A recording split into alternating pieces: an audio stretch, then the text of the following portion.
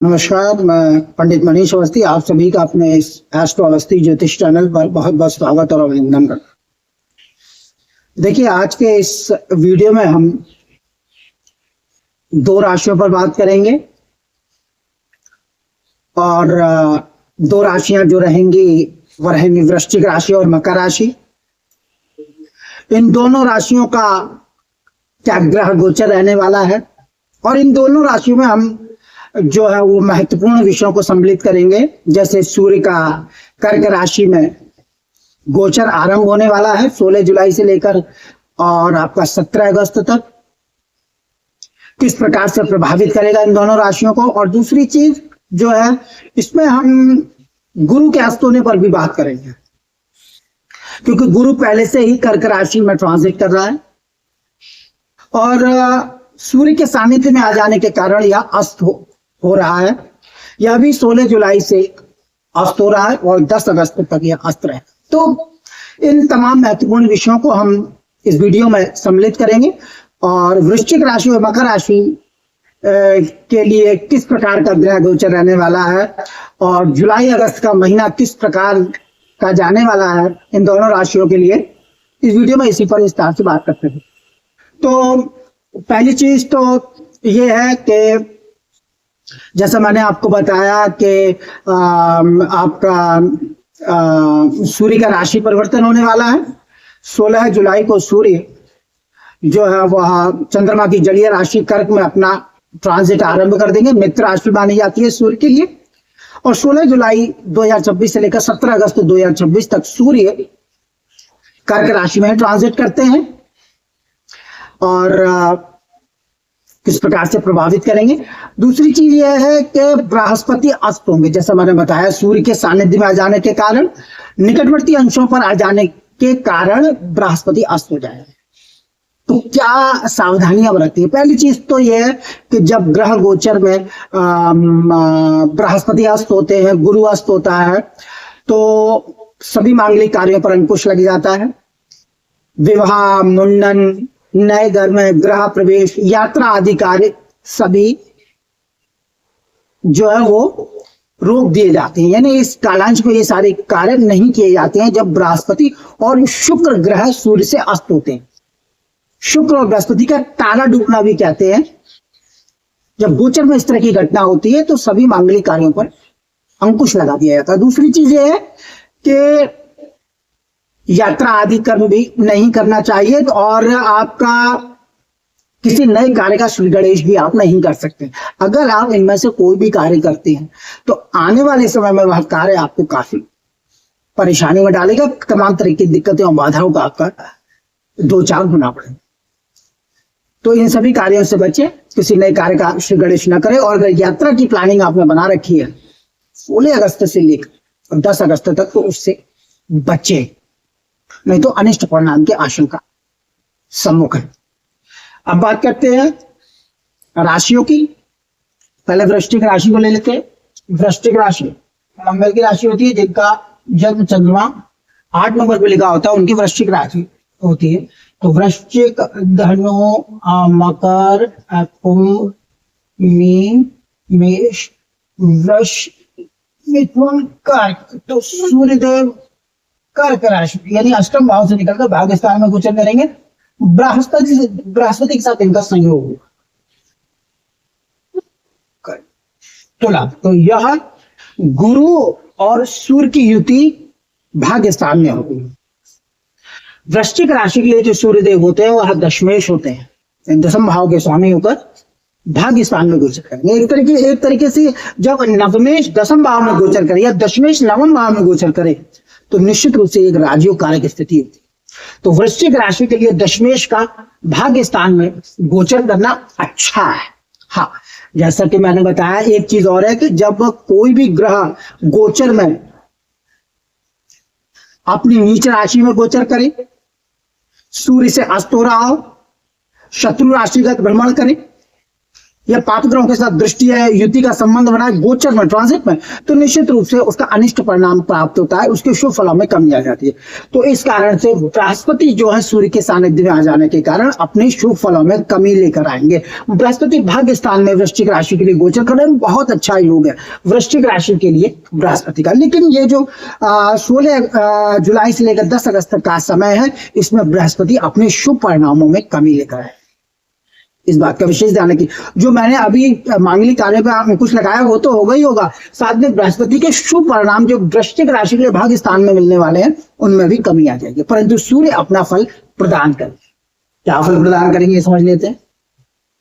वृश्चिक के लिए बृहस्पति जो होते हैं वो धनेश और पंचमेश होकर योग कार्य ग्रह होते हैं और भाग्य स्थान में उच्चस्थ है, बहुत अच्छा योग है। आने वाले समय में बृहस्पति भाग्य स्थान में बहुत अच्छे परिणाम देंगे वृश्चिक राशि के जातकों के लिए। लेकिन इन 24-25 दिनों में थोड़ा सा आपने सावधान रहना। तो सूर्य का दशमेश होगा नवम भाव में गोचर, निश्चित रूप से एक अच्छी स्थिति, तो भाग्य की शक्ति के अंदर निश्चित रूप से विशिष्ट प्रभाव प्राप्त हो, भाग्य जागृत रहे, क्योंकि दशमेश नवम भाव में गोचर करेगा और शुभ ग्रह बृहस्पति के साथ इसकी युति होगी भाग्य स्थान धनेश और पंचमेश बृहस्पति के साथ, तो भाग्य के अंदर विशेष प्रभाव प्राप्त करेंगे। धर्म कर्म का पालन होगा, विशेष रूप से धार्मिक यात्राओं के योग बनेंगे, क्योंकि नवम भाव धार्मिक यात्राओं का भी होता है, धर्म का होता है, पूजा पाठ का होता है, तप दान तपस्या आदि का भाव माना जाता है, और राज्य का होता है, पिता का होता है, पिता तुल्य गुरुजनों का होता है। इन सभी मामलों में आपको सहयोग प्राप्त होगा सूर्य के भाग्य स्थान में गोचर करने के कारण से, क्योंकि सूर्य दशमेश है वृश्चिक राशि के।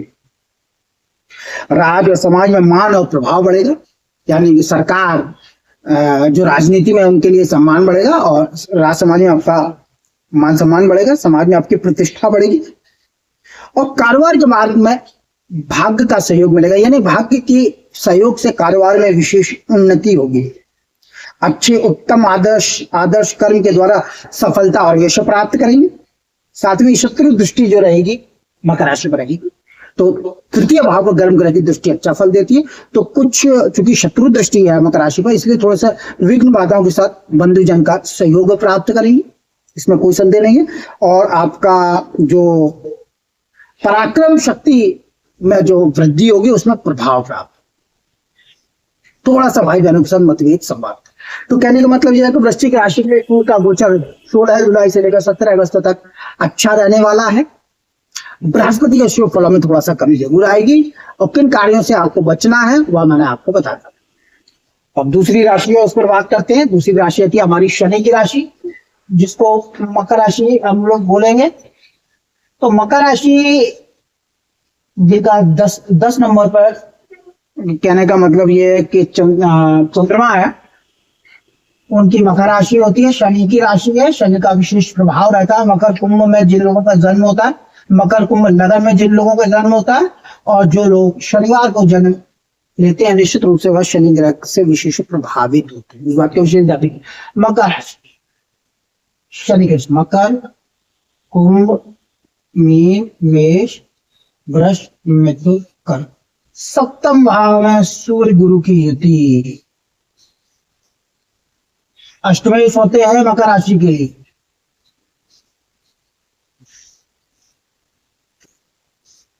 अब मकर राशि के लिए जो सूर्यदेव होते हैं वह अष्टमेश होकर सप्तम गोचर करेंगे। पहली चीज तो यह सूर्य और चंद्रमा को अष्टमेश होने का दोष नहीं लगता है, क्योंकि इन दोनों के पास एक एक राशियां हैं। लग्नेश जो ग्रह होता है अगर वह अष्टमेश भी है तो उसे दोष नहीं लगता है, और सूर्य और चंद्रमा को अष्टमेश होने का दोष नहीं लगता है, ऐसा संहिता ग्रंथों में। लेकिन थोड़ी बहुत दिक्कत है, फिर भी अष्टमेश देता है, इस बात का विशेष ध्यान रखिए। और गुरु जैसा कि आपको बताया कि सूर्य के सानिध्य में आ जाने के कारण अस्त हो जाएगा, तो किसी तरह का कोई मांगलिक कार्य नहीं, विवाह आदि मांगलिक कार्य नहीं होंगे, मुंडन आदि कार्य नहीं होंगे, जनेऊ आदि कार्य नहीं होंगे, नए घर में प्रवेश नहीं होगा। पुनः इस बात को मैं बता रहा हूं।